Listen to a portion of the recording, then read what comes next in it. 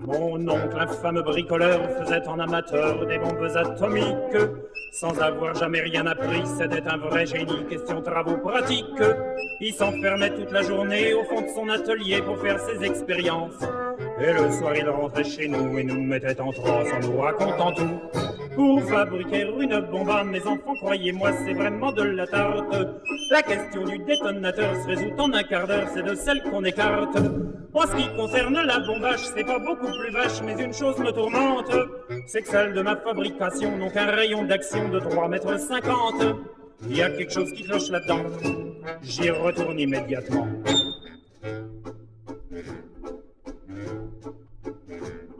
Il a bossé pendant des jours, tâchant avec amour d'améliorer le modèle. Quand il déjeunait avec nous, il dévorait d'un coup sa soupe au vermicelle. On voyait à son air féroce qu'il tombait sur un os, mais on n'osait rien dire. Et puis un soir pendant le repas, voilà tonton qui soupire et qui s'écrie comme ça. À mesure que je deviens vieux, je m'en aperçois mieux, j'ai le cerveau qui penche. Soyons sérieux, disons le mot, c'est même plus un cerveau, c'est comme de la sauce blanche. Voilà des mois et des années que j'essaye d'augmenter la portée de ma bombe. Et je ne me suis pas rendu compte que la seule chose qui compte, c'est l'endroit où ce qu'elle tombe. Il y a quelque chose qui cloche là-dedans, j'y retourne immédiatement.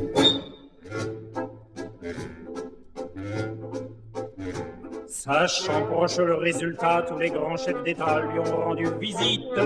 Il les reçut et s'excusa de ce que sa cagna était aussi petite. Mais sitôt qu'ils sont tous centrés, il les a enfermés en disant « Soyez sages ». Et quand la bombe a explosé, de tous ces personnages, il n'est plus rien resté.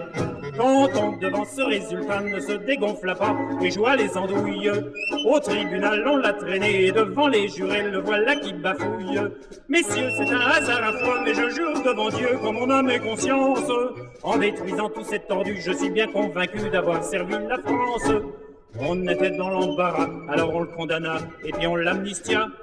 Et le pays reconnaissant l'élut immédiatement chef du gouvernement.